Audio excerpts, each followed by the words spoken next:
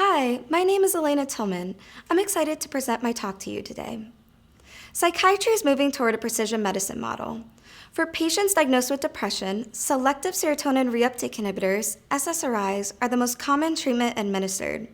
However, for SSRIs, only about half of patients experience a relief of symptoms. For patients that have tried at least 2 treatments that haven't worked to relieve symptoms, a subpopulation has been classified as treatment-resistant depression. It isn't surprising that there's differences in treatment outcomes, as the brain is incredibly complex, connected to multiple body systems, and interacting within a dynamic environment. The classification of this subpopulation and the described complexity highlights that a different approach needs to be considered. The biopsychosocial approach can evaluate all the different aspects in one's life and how they are connected, specifically with the immune system, to describe these differences in treatment outcomes. There's a bidirectional interaction between the central nervous system and the immune system. This is highlighted through the comorbidity between depression and autoimmune conditions.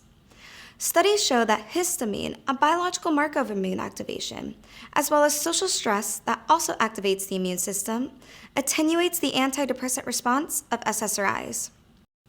One treatment that my lab has been exploring for treatment-resistant depression patients is ketamine. Ketamine mainly acts by blocking NMDA receptors, but other mechanisms of action have been described.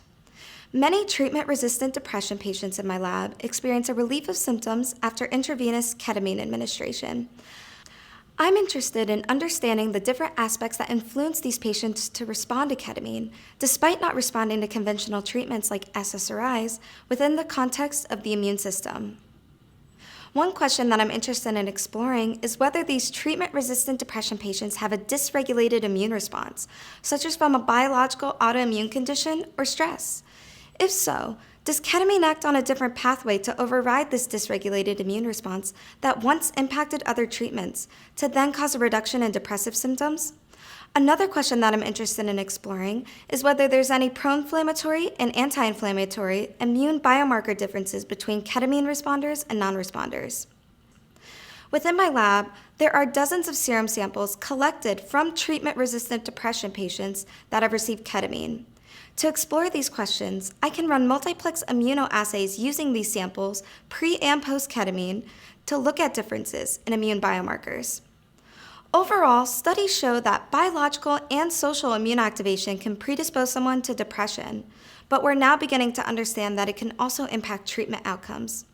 It's important to consider and explore the impact of the immune system within the biopsychosocial model in psychiatry to provide patients with a better understanding of their condition and tailor treatments for improved outcomes. Thank you.